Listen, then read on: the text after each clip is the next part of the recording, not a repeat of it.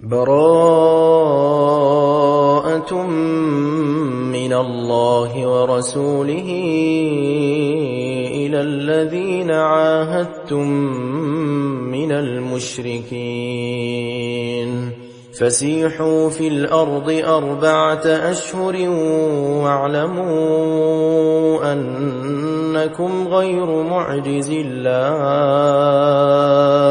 وأن الله مخزي الكافرين وأذان من الله ورسوله إلى الناس يوم الحج الأكبر أن الله بريء من المشركين ورسوله فإن تبتم فهو خير لكم وإن توليتم فاعلموا أنكم غير معجز الله وبشر الذين كفروا بعذاب أليم إلا الذين عاهدتم من المشركين ثم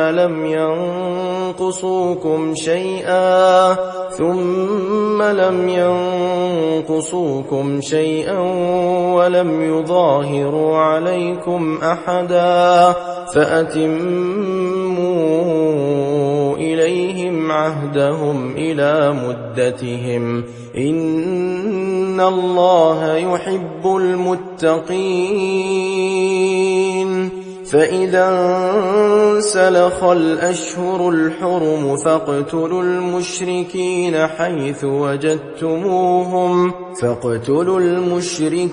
حيث وجدتموهم وخذوهم واحصروهم واقعدوا لهم كل مرصد فإن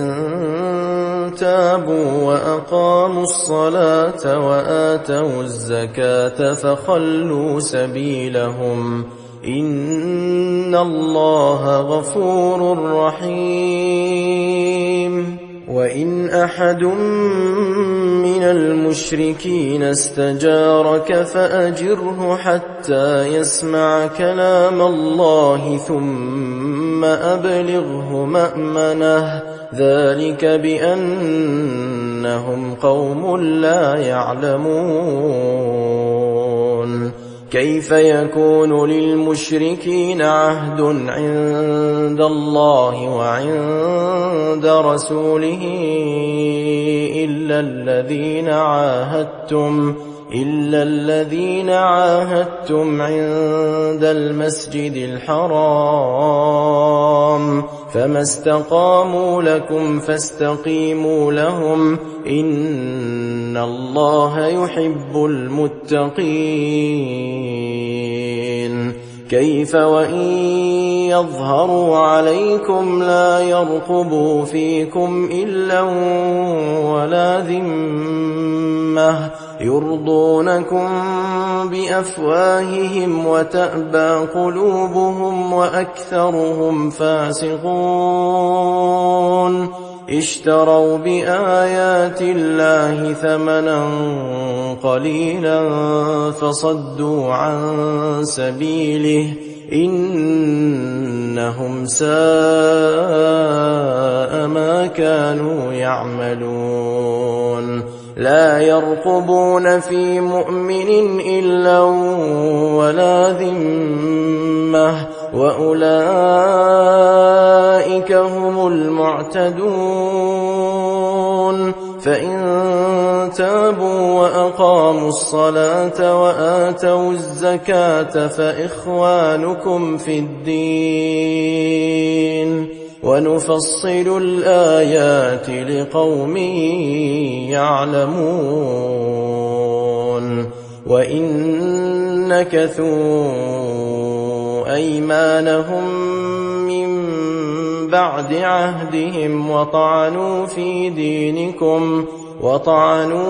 دينكم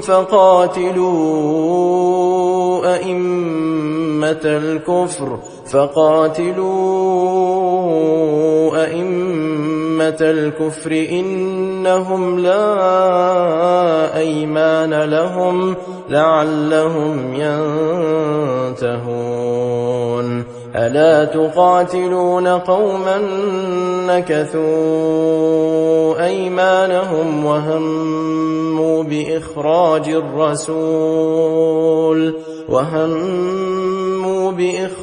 الرسول وهم بدؤوكم أول مرة أتخشونهم فالله أحق أن تخشوه إن كنتم مؤمنين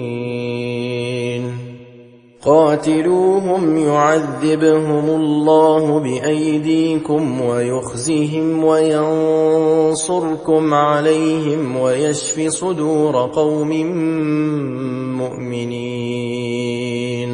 ويذهب غيظ قلوبهم ويتوب الله على من يشاء والله عليم حكيم أم حسبتم أن تتركوا ولما يعلم الله الذين جاهدوا منكم ولم يتخذوا من دون الله ولا رسوله ولا المؤمنين وليجة والله خبير بما تعملون ما كان للمشركين أن يعمروا مساجد الله شاهدين على أنفسهم بالكفر أولئك حبطت أعمالهم وفي النار هم خالدون إنما يعمر مساجد الله من آمن بالله واليوم الآخر وأقام الصلاة وآتى الزكاة ولم يخش إلا الله فعسى أولئك أن يكونوا من المهتدين أجعلتم سقاية الحاج وعمارة المسجد الحرام كمن آمن بالله واليوم الآخر وجاهد في سبيل الله لا يستوون عند الله والله لا يهدي القوم الظالمين الذين آمنوا وهاجروا وجاهدوا في سبيل الله بأموالهم وأنفسهم أعظم درجة عند الله وأولئك هم الفائزون يبشرهم ربهم برحمة منه ورضوان وجنات لهم فيها نعيم مقيم خالدين فيها أبدا إن الله عنده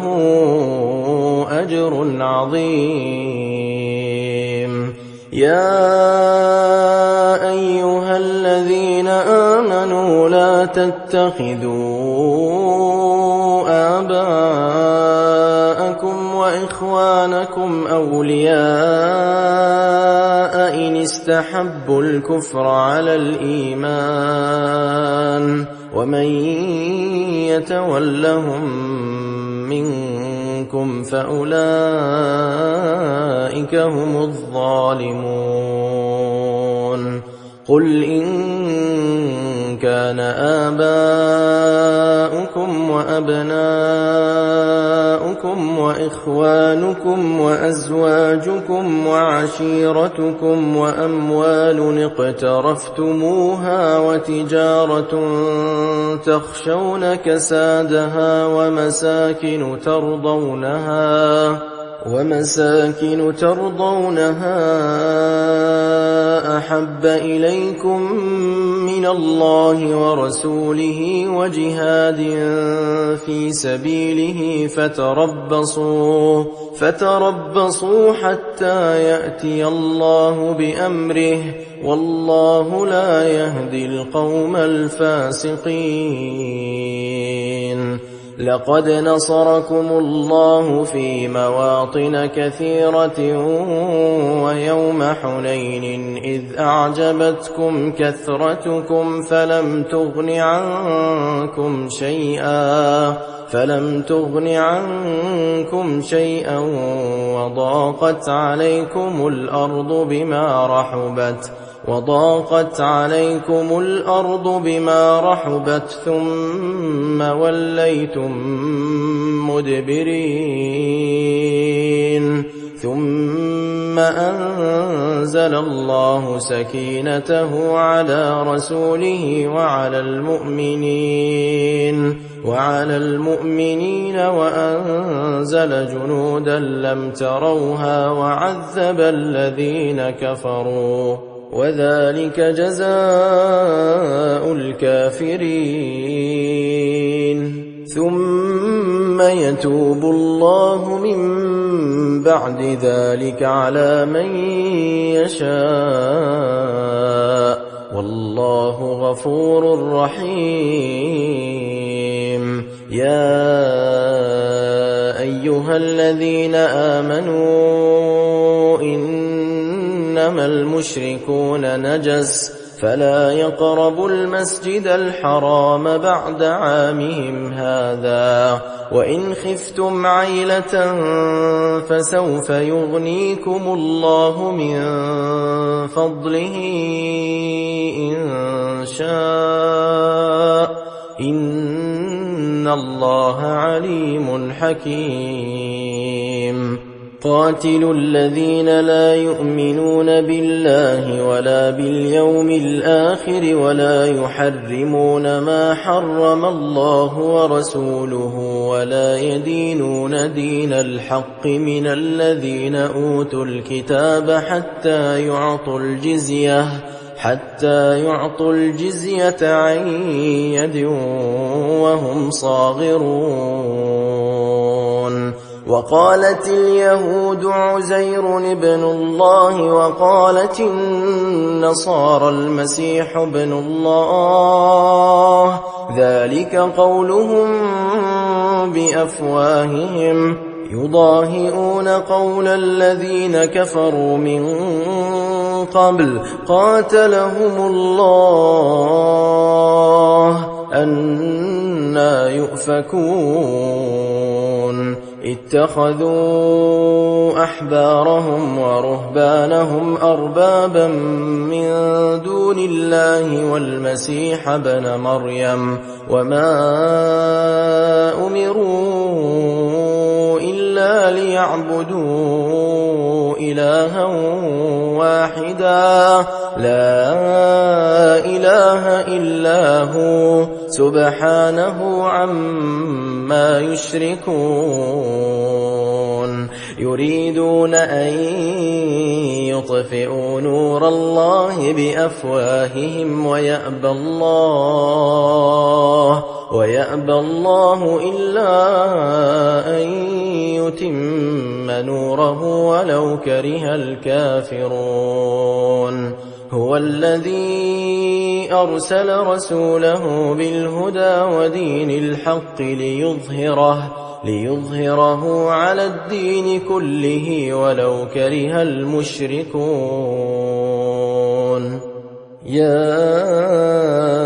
أيها الذين آمنوا إن كثيرا من الأحبار والرهبان ليأكلون أموال الناس بالباطل ويصدون عن سبيل الله والذين يكنزون الذهب والفضة ولا ينفقونها في سبيل الله فبشرهم بعذاب أليم. يوم يحمى عليها في نار جهنم فتكوى بها جباههم وجنوبهم وظهورهم هذا ما كنزتم لأنفسكم فذوقوا ما كنتم تكنزون إن عدة الشهور عند الله 12 شهرا في كتاب الله يوم خلق السماوات والأرض منها 4 حرم ذلك الدين القيم فلا تظلموا فيهن أنفسكم وقاتلوا المشركين كافة كما يقاتلونكم كافة واعلموا أن الله مع المتقين إنما النسيء زيادة في الكفر يضل به الذين كفروا يحلونه عاما ويحرمونه عاما ليواطئوا عدة ما حرم الله فيحلوا ما حرم الله زين لهم سوء أعمالهم والله لا يهدي القوم الكافرين يا أيها الذين آمنوا ما لكم إذا قيل لكم انفروا في سبيل الله اثاقلتم إلى الأرض أرضيتم بالحياة الدنيا من الآخرة فما متاع الحياة الدنيا في الآخرة إلا قليل إلا تنفروا يعذبكم عذابا أليما ويستبدل قوما غيركم ولا تضروه شيئا والله على كل شيء قدير إلا تنصروه فقد نصره الله إذ أخرجه الذين كفروا ثاني اثنين إذ هما في الغار إذ يقول لصاحبه لا تحزن إن الله معنا فأنزل الله سكينته عليه وأيده بجنود لم تروها وجعل كلمة الذين كفروا السفلى وكلمة الله هي العليا والله عزيز حكيم انفروا خفافا وثقالا وجاهدوا بأموالكم وأنفسكم في سبيل الله ذلكم خير لكم إن كنتم تعلمون لو كان عرضا قريبا وسفرا قاصدا لاتبعوك ولكن بعدت عليهم الشقة وسيحلفون بالله لو استطعنا لخرجنا معكم يهلكون أنفسهم والله يعلم إنهم لكاذبون عفى الله عنك لم أذنت لهم حتى يتبين لك الذين صدقوا وتعلم الكاذبين لا يستأذنك الذين يؤمنون بالله واليوم الآخر أن يجاهدوا بأموالهم وأنفسهم والله عليم بالمتقين إن إنما يستأذنك الذين لا يؤمنون بالله واليوم الآخر وارتابت قلوبهم فهم في ريبهم يترددون ولو أرادوا الخروج لأعدوا له عدة ولكن كره الله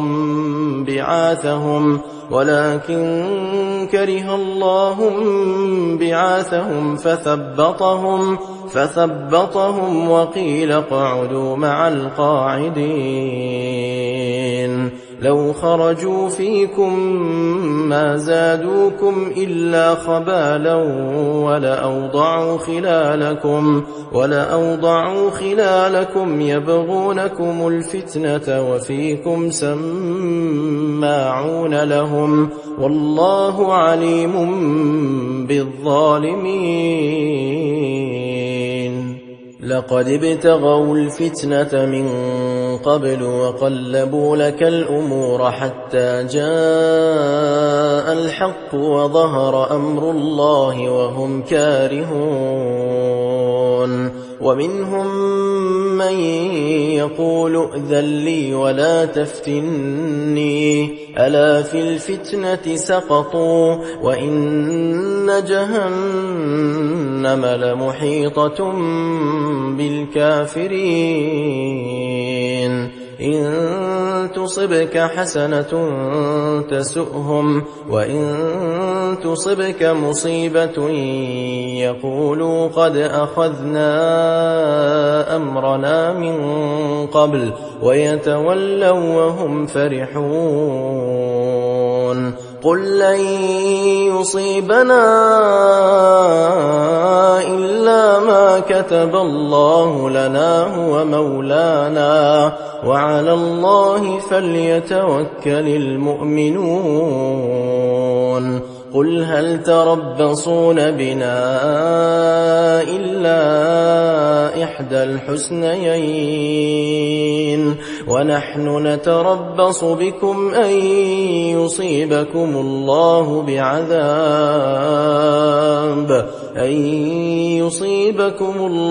بعذاب من عنده أو بأيدينا فتربصوا إنا معكم متربصون قل أنفقوا طوعا أو كرها لن يتقبل منكم إنكم كنتم قوما فاسقين وما منعهم أن تقبل منهم نفقاتهم إلا أنهم كفروا بالله وبرسوله ولا يأتون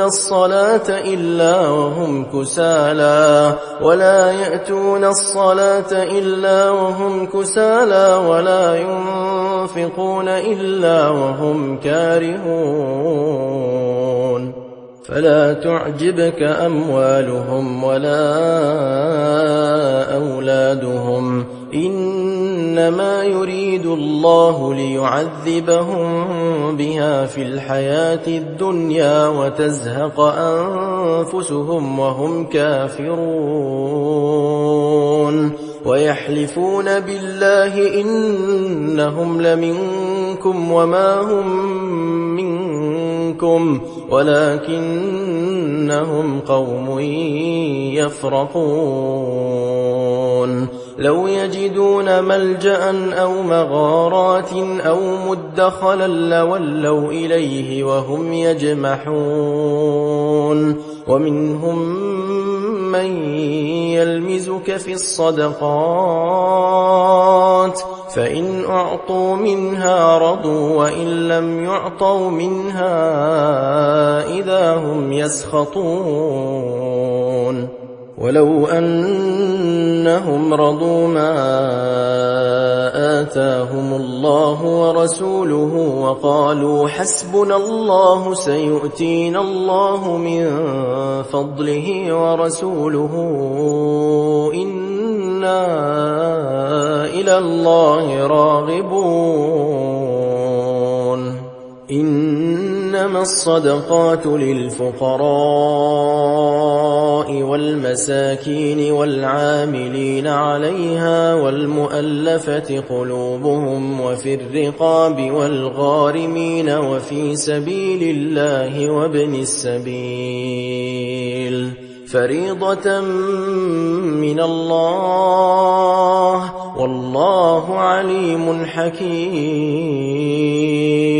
ومنهم الذين يؤذون النبي ويقولون هو أذن قل أذن خير لكم يؤمن بالله ويؤمن للمؤمنين ورحمة للذين آمنوا منكم والذين يؤذون رسول الله لهم عذاب أليم. يحلفون بالله لكم ليرضوكم والله ورسوله أحق أن يرضوه إن كانوا مؤمنين. ألم يعلموا أنه من يحادد الله ورسوله فأن له نار جهنم خالدا فيها ذلك الخزي العظيم. يحذر المنافقون أن تنزل عليهم سورة تنبئهم بما في قلوبهم قل استهزئوا إن الله مخرج ما تحذرون. ولئن سألتهم ليقولن إنما كنا نخوض ونلعب قل أبالله وآياته ورسوله كنتم تستهزئون لا تعتذروا قد كفرتم بعد إيمانكم إن نعف عن طائفة منكم نعذب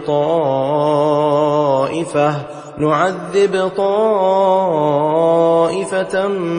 بأنهم كانوا مجرمين. المنافقون والمنافقات بعضهم من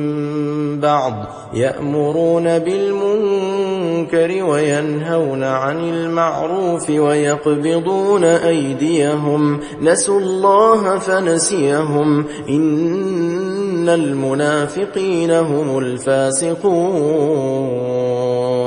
وعد الله المنافقين والمنافقات والكفار نار جهنم خالدين فيها هي حسبهم ولعنهم الله ولهم عذاب مقيم. كالذين من قبلكم كانوا أشد منكم قوة وأكثر أموالا وأولادا فاستمتعوا بخلاقهم فاستمتعتم بخلاقكم كما استمتع الذين من قبلكم بخلاقهم وخضتم كالذي خاضوا أولئك حبطت أعمالهم في الدنيا والآخرة وأولئك هم الخاسرون. ألم يأتهم نبأ الذين من قبلهم قوم نوح وعاد وثمود وقوم إبراهيم وأصحاب مدين والمؤتفكات أتتهم رسلهم بالبينات فما كان الله ليظلمهم ولكن كانوا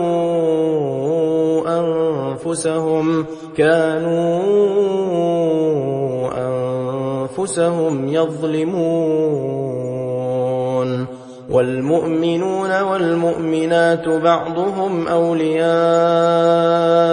بعض يأمرون بالمعروف وينهون عن المنكر ويقيمون الصلاة ويؤتون الزكاة ويطيعون الله ورسوله أولئك سيرحمهم الله إن الله عزيز حكيم. وعد الله المؤمنين والمؤمنات جنات تجري من تحتها الأنهار خالدين فيها ومساكن طيبة في جنات عدن ورضوان من الله أكبر ذلك هو الفوز العظيم. يا أيها النبي جاهد الكفار والمنافقين واغلظ عليهم ومأواهم جهنم وبئس المصير. يحلفون بالله ما قالوا ولقد قالوا كلمة الكفر وكفروا بعد إسلامهم وهموا بما لم ينالوا وما نقموا إلا أن أغناهم الله ورسوله من فضله فإن يتوبوا يك خيرا لهم وإن يتولوا يعذبهم الله عذابا أليما في الدنيا والآخرة وما لهم في الأرض من ولي ولا نصير. ومنهم من عاهد الله لئن آتانا من فضله لنصدقن ولنكونن من الصالحين فلما آتاهم من فضله بخلوا به وتولوا وهم معرضون فأعقبهم نفاقا في قلوبهم إلى يوم يلقونه بما أخلفوا الله ما وعدوه وبما كانوا يكذبون. ألم يعلموا أن الله يعلم سرهم ونجواهم وأن الله علام الغيوب.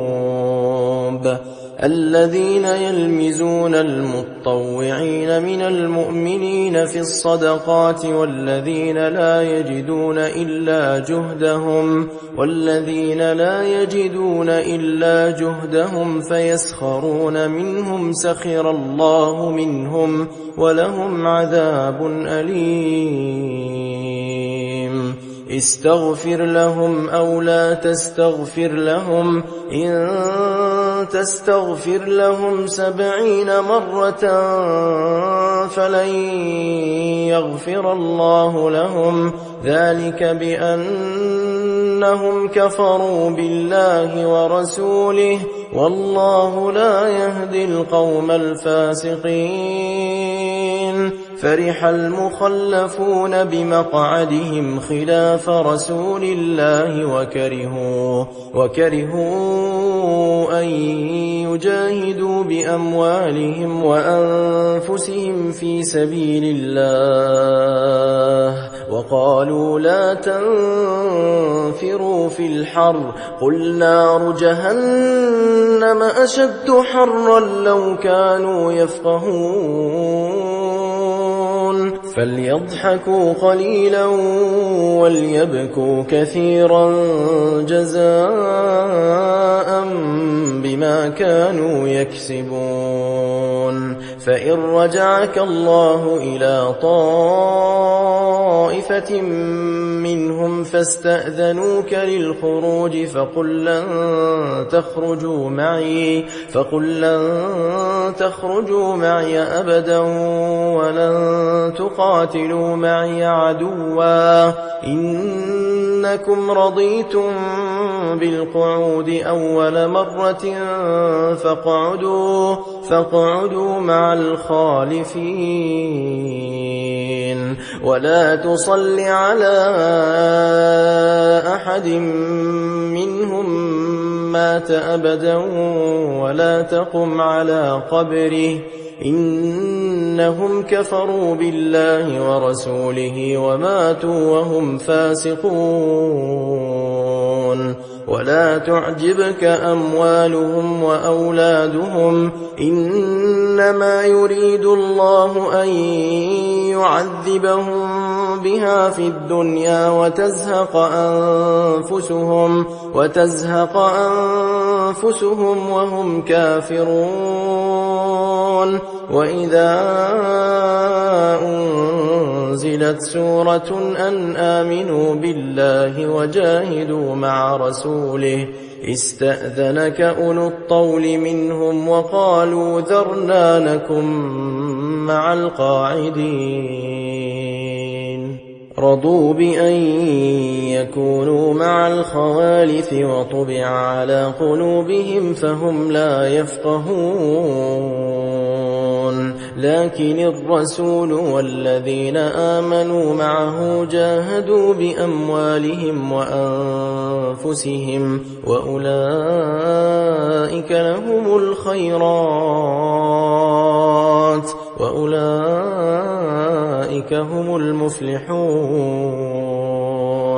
أعد الله لهم جنات تجري من تحتها الأنهار خالدين فيها ذلك الفوز العظيم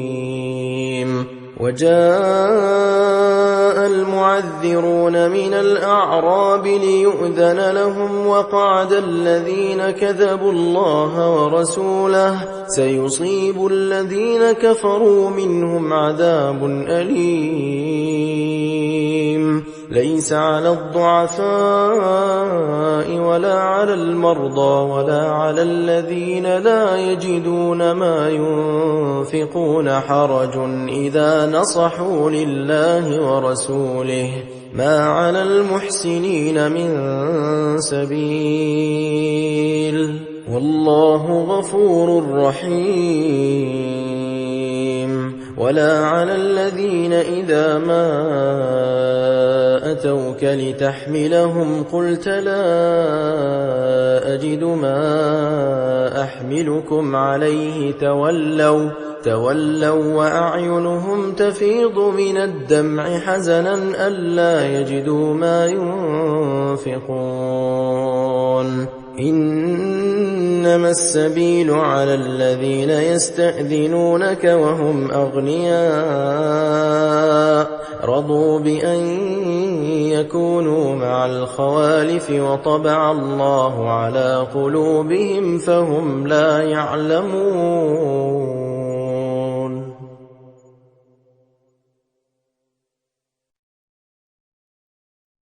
يعتذرون إليكم إذا رجعتم إليهم قل لا تعتذروا لن نؤمن لكم قد نبأنا الله من أخباركم وسيرى الله عملكم ورسوله ثم تردون إلى عالم الغيب والشهادة فينبئكم بما كنتم تعملون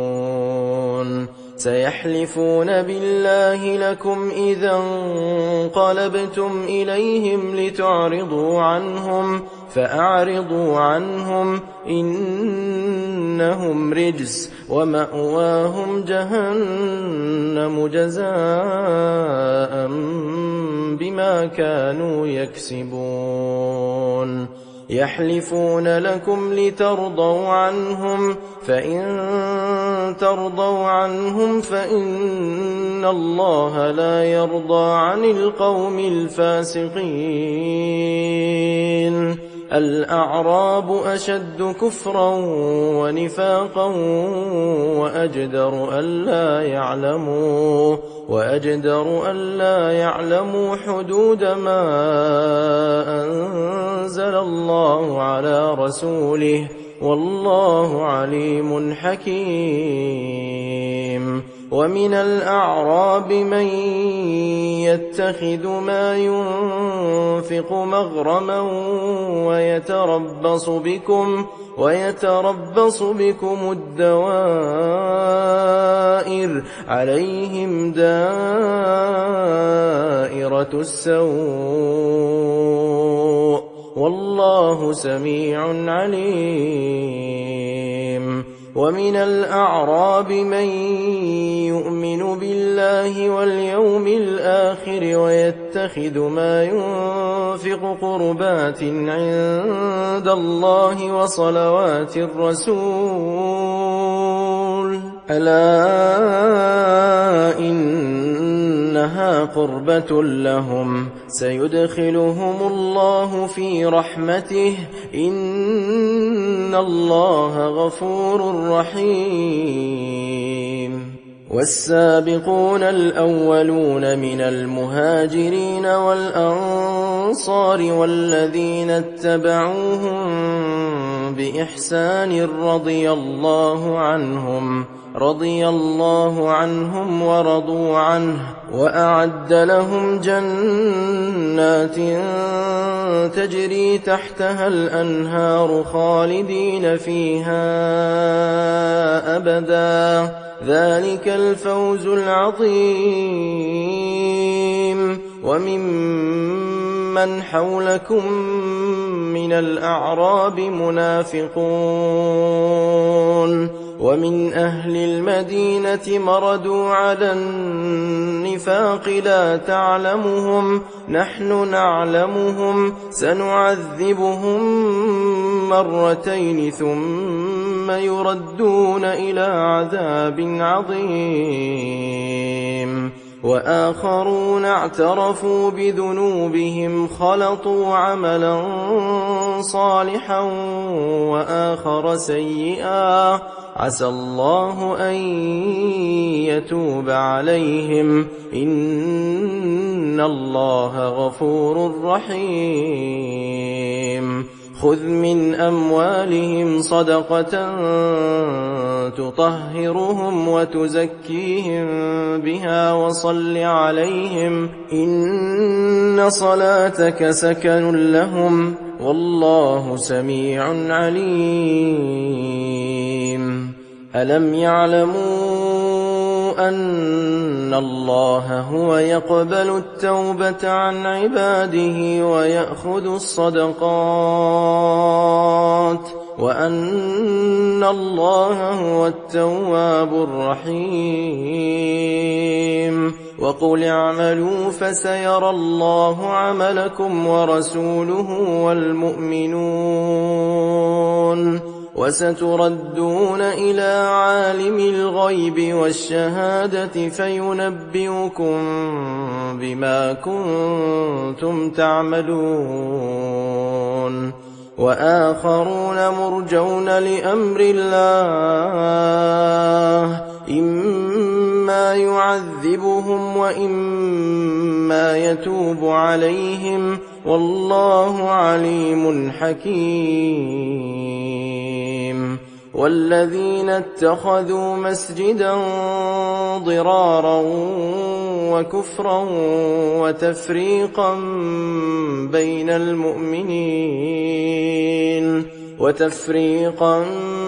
بين المؤمنين وإرصادا لمن حارب الله ورسوله من قبل وليحلفن إن أردنا إلا الحسنى والله يشهد إنهم لكاذبون. لا تقم فيه أبدا لمسجد أسس على التقوى من أول يوم أحق أن تقوم فيه رجال يحبون أن يتطهروا والله يحب المطهرين. أفمن أسس بنيانه على تقوى من الله ورضوان خير أَمَّنْ أَسَّسَ بُنْيَانَهُ عَلَى شَفَا جُرُفٍ هَارٍ فَانْهَارَ بِهِ فِي نَارِ جَهَنَّمَ وَاللَّهُ لَا يَهْدِي الْقَوْمَ الظَّالِمِينَ لا يزال بنيانهم الذي بنوا ريبة في قلوبهم إلا أن تقطع قلوبهم والله عليم حكيم إن الله اشترى من المؤمنين أنفسهم وأموالهم بأن لهم الجنة يقاتلون في سبيل الله فيقتلون ويقتلون وعدا عليه حقا في التوراة والإنجيل والقرآن ومن أوفى بعهده من الله فاستبشروا ببيعكم الذي بايعتم به وذلك هو الفوز العظيم التائبون العابدون الحامدون السائحون الراكعون الساجدون الآمرون بالمعروف والناهون عن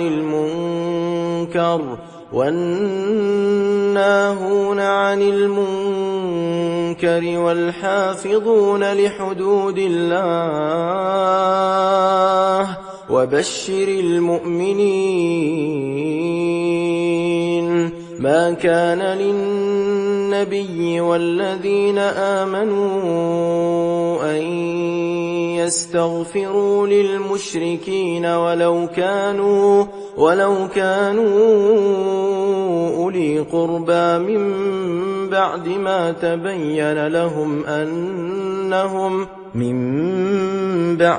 تبين لهم أنهم أصحاب الجحيم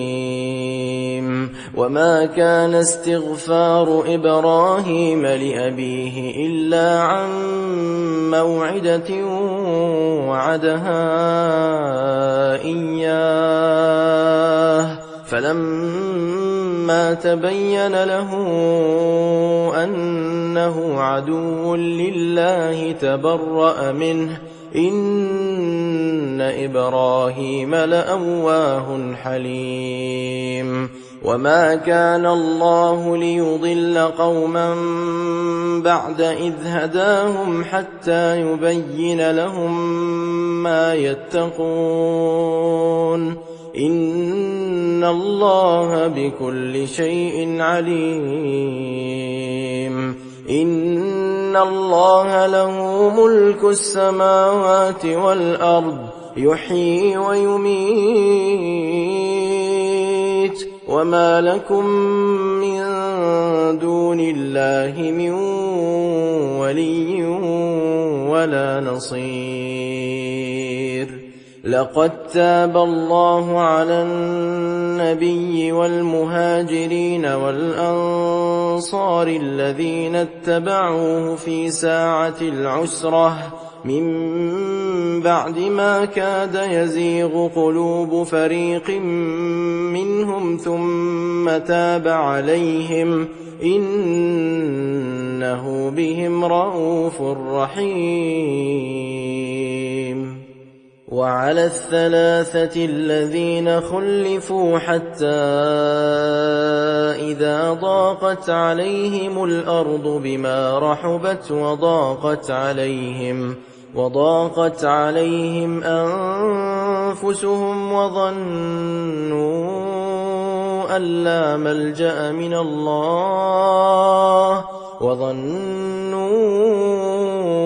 أن لا ملجأ من الله إلا إليه ثم ثم تاب عليهم ليتوبوا إن الله هو التواب الرحيم يا أيها الذين آمنوا اتقوا الله وكونوا مع الصادقين ما كان لأهل المدينة ومن حولهم من الأعراب أن يتخلفوا عن رسول الله ولا يرغبوا بأنفسهم عن نفسه ذلك بأنهم لا يصيبهم ظمأ ولا نصب ولا مخمصة في سبيل الله ولا يطؤون موطئا يغيظ الكفار ولا ينالون من عدو نيلا إلا كتب لهم به عمل صالح إن الله لا يضيع أجر المحسنين ولا ينفقون نفقة صغيرة ولا كبيرة ولا يقطعون واديا إلا كتب لهم ليجزيهم الله أحسن ما كانوا يعملون وما كان المؤمنون لينفروا كافة فلولا نفر من كل فرقة منهم طائفة ليتفقهوا في الدين ولينذروا قومهم إذا رجعوا إليهم لعلهم يحذرون يا أيها الذين آمنوا قاتلوا الذين يلونكم من الكفار وليجدوا فيكم غلظة واعلموا أن الله مع المتقين وإذا ما أنزلت سورة فمنهم من يقول أيكم زادته هذه إيمانا فأما الذين آمنوا فزادتهم إيمانا وهم يستبشرون وأما الذين في قلوبهم مرض فزادتهم رجسا إلى رجسهم وماتوا وهم كافرون أولا يرون أنهم يفتنون في كل عام مرة أو مرتين ثم لا يتوبون ولا هم يذكرون وإذا ما أنزلت سورة نظر بعضهم إلى بعض هل يراكم من أحد ثم انصرفوا صرف الله قلوبهم بأنهم قوم لا يفقهون لقد جاءكم رسول من أنفسكم عزيز عليه ما عنتم حريص عليكم بالمؤمنين رءوف رحيم فإن تولوا فقل حسبي الله لا إله إلا هو عليه توكلت وهو رب العرش العظيم